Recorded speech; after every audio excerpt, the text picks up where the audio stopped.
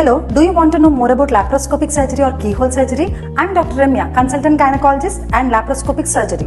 Today, I'm here to address all your concerns regarding the keyhole surgery.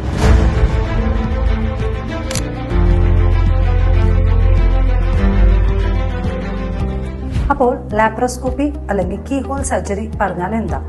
ഹോസ്പിറ്റലിലേക്ക് പല പ്രശ്നങ്ങളായിട്ട് വരുന്ന patients, അത് ഗർഭപാത്രത്തിൽ മുഴയാവട്ടെ അല്ലെങ്കിൽ സിസ്റ്റ് ആവട്ടെ, ഇങ്ങനെ വരുമ്പോൾ സർജറി വേണമെന്ന് പറഞ്ഞ ഉടനെ എല്ലാവർക്കും പേടിയാ. എന്തിനാ? എത്ര വലിയ മുറിവുണ്ടാക്കിയിട്ടാണ് ഓപ്പറേഷൻ ചെയ്യുക?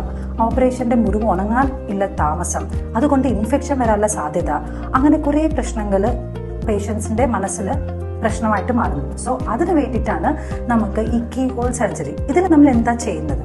ചെറിയൊരു മുറിവുണ്ടാക്കി അതിലൂടെ നമ്മൾ ക്യാമറ ഇൻസേർട്ട് ചെയ്തിട്ട് നമ്മുടെ വയറ്റിൻ്റെ ഉള്ളിൽ എന്താ നടക്കുന്നതെന്ന് നോക്കാം. അതിൻ്റെ കൂടെ തന്നെ നമുക്ക് മുഴയുണ്ടെങ്കിലോ അല്ലെങ്കിൽ സിസ്റ്റ് ഉണ്ടെങ്കിലോ ഇതിൻ്റെ കൂടെ തന്നെ നമുക്ക് ഒഴിവാക്കാം.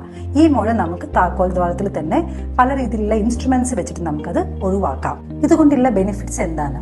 ബിക്കോസ് മുറിവ് ചെറുതായത് കൊണ്ട് ഓപ്പറേഷൻ കഴിഞ്ഞിട്ടുള്ള വേദന കുറവായിരിക്കും, ഇൻഫെക്ഷൻ വരാനുള്ള സാധ്യത കുറവാണ്. അതുപോലെ തന്നെ നമുക്ക് ഫാസ്റ്റ് റിക്കവറി, ഓപ്പറേഷൻ കഴിഞ്ഞിട്ട് ഹോസ്പിറ്റലിൽ നിൽക്കുന്ന ദിവസങ്ങളിൽ കുറയ്ക്കാം. അതുപോലെ തിരിച്ച് വീട്ടിൽ പോയിട്ട് തിരിച്ചുള്ള ജോലികളൊക്കെ പെട്ടെന്ന് നമുക്ക് തുടങ്ങാം.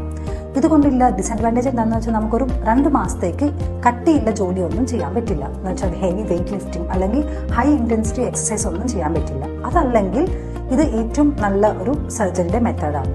ഇത് നിങ്ങൾക്ക് ചെയ്യാൻ പറ്റുമോ എന്ന് അറിയണമെങ്കിൽ നിങ്ങൾ ഏറ്റവും അടുത്തുള്ള ലാപ്രോസ്കോപ്പിക് സർജനെ മീറ്റ് ചെയ്യുക.